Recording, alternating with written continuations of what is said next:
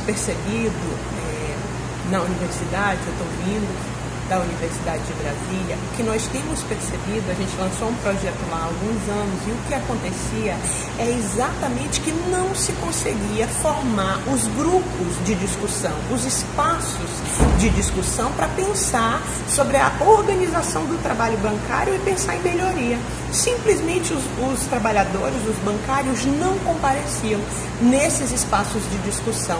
Não compareciam porque estavam com medo de falar no coletivo, porque o meu colega é o meu concorrente, então existia um rompimento dos laços sociais, uma quebra desses laços sociais que inviabilizava o espaço de discussão.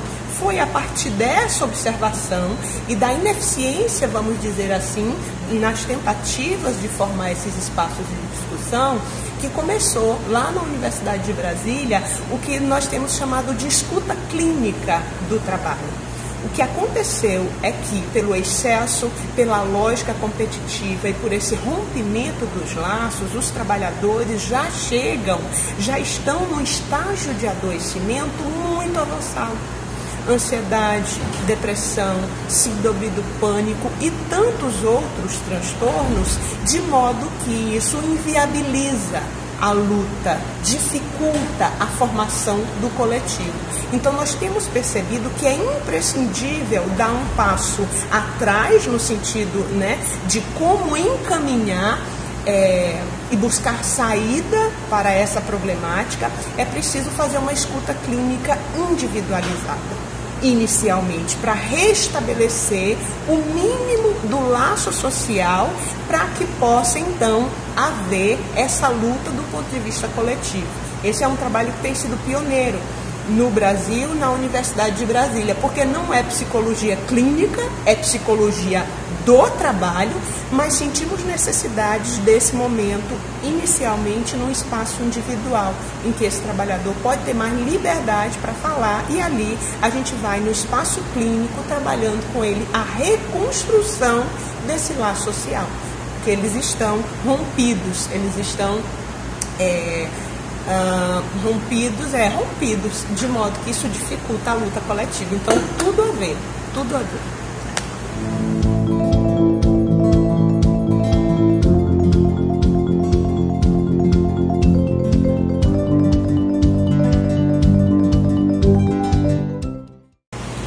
Bom, o que nós temos observado, de novo, tudo isso não são teorizações, são elementos que nós temos observado a partir da escuta clínica dos trabalhadores. Então, o que nós temos observado é que a pandemia escancarou, agudizou, me permitam esse neologismo, agudizou o nível de exploração dos trabalhadores e o rompimento dos laços sociais. E tudo isso teve efeitos, eu diria, muito perversos sobre a saúde do trabalhador, que ficou isolado, mais ainda, pela via do teletrabalho.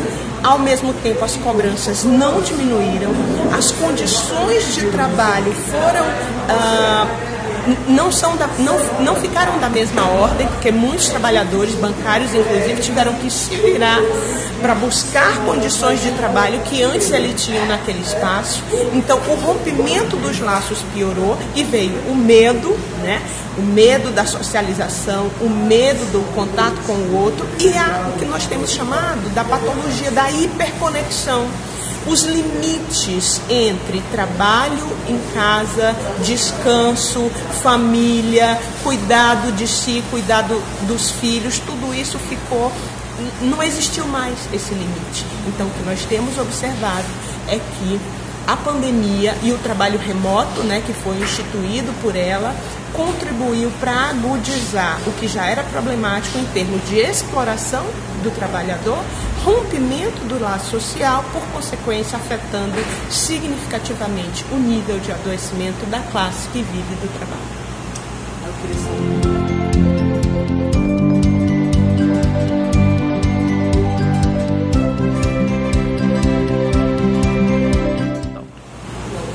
Bom, é importante dizer que a lógica, o modelo e o modo de produção capitalista se sustenta exatamente, tem como premissa básica na sua estrutura a exploração e a dominação.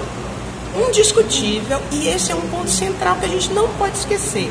Ora, se a exploração e dominação, então, em termos de ideias e até de formação de subjetividade, essa lógica tenta desde muito cedo, dentro das próprias escolas, instituir a cultura da meritocracia, do individualismo e, de novo, do rompimento do laço social.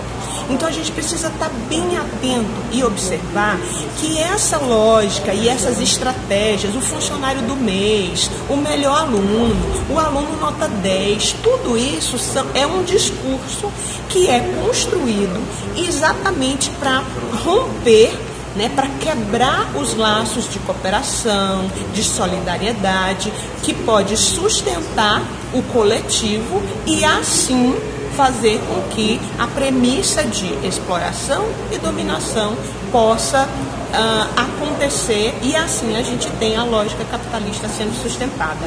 No Brasil, em termos de Brasil, tudo isso fica um pouquinho piorado, porque nós somos um país que temos uma história de mais de 350 anos de escravidão. Então o nosso povo tem essa marca. Nós temos, essa marca na história. E a escravidão foi o extremo da violência de um povo que foi expropriado da sua cultura, o povo negro, o povo africano, o povo indígena. Então vejam que essa lógica não é de agora. Ela é muito antiga e temos marcas sociais, históricas, culturais muito fortes. Então, o tempo todo o discurso trabalha nessa dimensão do mérito, do só depende de você, do você é capaz de tudo, exatamente para romper e fragilizar os laços que poderiam sustentar uma luta coletiva de resistência. Então, o capitalismo se sustenta na exploração, na dominação, exalta o individualismo e a competitividade para que, desse modo, ele possa se perpetuar e não haja luta, não haja resistência.